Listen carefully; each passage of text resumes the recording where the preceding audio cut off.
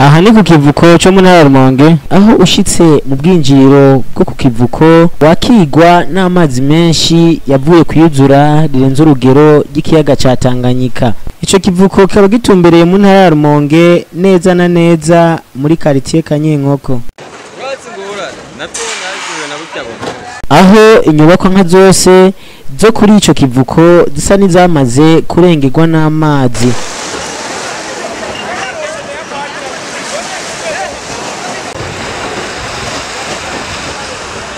Bakunzi b'Iciza Tv twaraganiriye nabo twahasanze bariko barakorera imirimo ya misi yose, aho twabajije uko bakiriye rino yuzura ry'amazi, bakaba batubwiye ko baryakiriye nabi cyane kuko gishe ibintu byinshi. Mu bisanzwe twaryakiriye nabi cyane kubera uravye ibikorwa byacu dusanzwe dukorera nga muri ikivuko ca Rumonge bisa n'ibihagaze.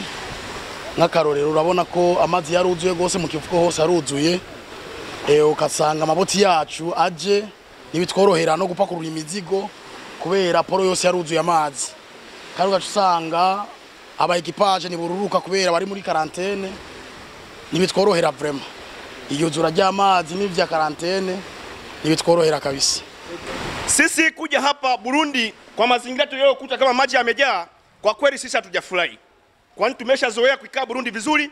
Abanyagihugu nyene barongera kandi bakamenyesha ko ibikorwa bisa nk'ivyahagaze kuko atako babona bokora. Urumva mu bisanzwe urudandazo rwacu rusa n'uruhagaze, n'amaboti menshi nakiza. Urabona ingene poro isigaye imeze, amaboti yose yagumye muri Kongo, natwe aho hantu turahahombera gose. Amaboti ataje natwe ahantu turahahombera vraiment.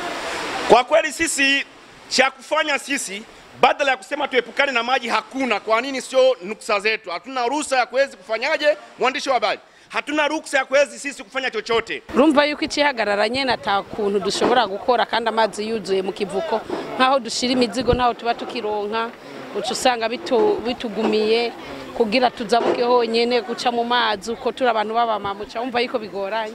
Bagasaba ko leta yabafasha ikabagurira ico kivuko kugira imirimo yabo ibandanye. Dusaba yuko bodufasha bakaraba kuntu bobigira kugira ya mazi turaba kuntu yopunguka. Tunahitaji serikali atuandalie mazingira mengine, kwani tayari hapa tumekuta kama hali imeharibika.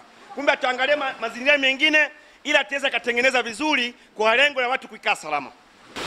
Ahubwo nico twosaba nuko vraiment simani nico twosaba kubera poro amazi hose yaruzuye, si mu Rumonge gusa. Ahubwo ico twosaba niko bo twagurira poro ibikorwa byacu bibandanye neza kubera ntantu twakorera ibikorwa byacu. Urabona ko poro yose yuzuye amazi, aho saruzuye ntantu twakorera ibikorwa, kiretse baguye poro. Twosaba leta ko yo twagurira poro hama ibikorwa byacu bikabandanya ukuri kwamye.